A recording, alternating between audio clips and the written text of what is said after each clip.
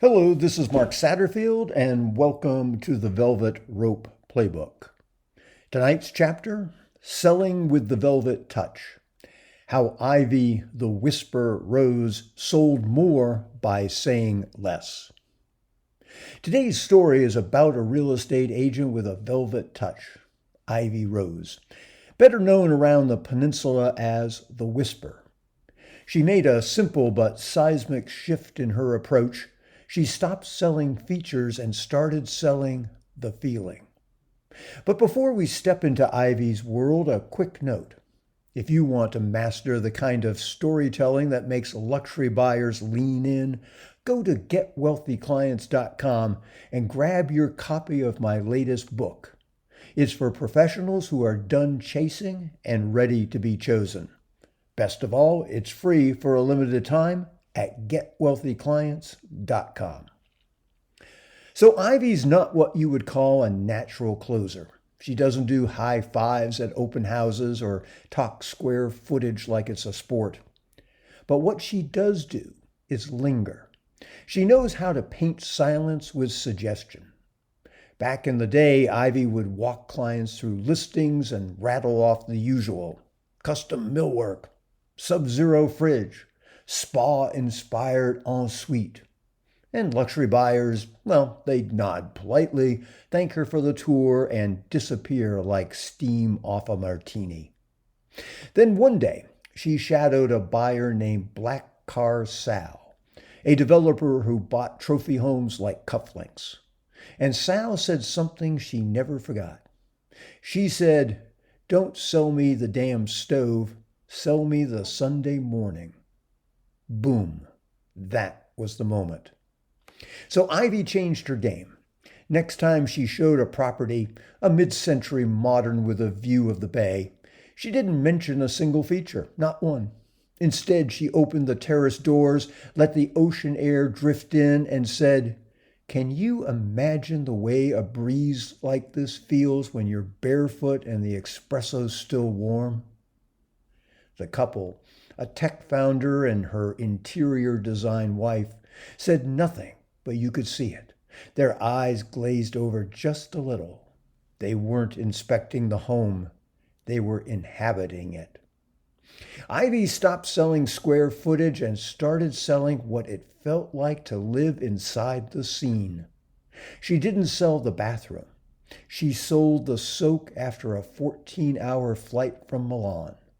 She didn't mention the media room. She asked, "You think your teenage son would finally want to hang out with you in here?" Now you tell me, which agent are you going to remember? Here's the psychology. Affluent buyers aren't buying a property. They're buying identity. They want to step into a space and see the person they're becoming, that next level of self. You give them a brochure of features, that's information. You give them a moment where they feel elevated, that's transformation. This is why Ivy became known as the Whisper. She didn't pitch. She didn't push. She simply narrated the version of their life they didn't know they were hungry for. And that made her irresistible. So how do you sell the after? First, stop describing. Start evoking. Swap specs for scenes. Don't say marble countertops. Say, this is where you set the champagne when the guests arrive. 2. Know their future self. Luxury buyers are always becoming someone. Know who that someone is and speak to them as if they've already arrived. And finally, create emotional handholds. Use details that connect to mood, legacy, ritual. Your offer becomes a portal, not a pitch. This works in real estate. It works in wealth management. It works in coaching, consulting, design, anywhere a transformation is sold. Sell the after, and people will chase the now. Ivy the Whisper Rose doesn't talk a lot these days. She doesn't need to. Her reputation walks ahead of her. Her clients do her marketing. And her closing, let's just say they come with Dom, not donuts. If you want to attract clients like that, the kind who value presence over pressure, then you need to learn how to tell stories that sell without selling. And that's what my latest book is all about.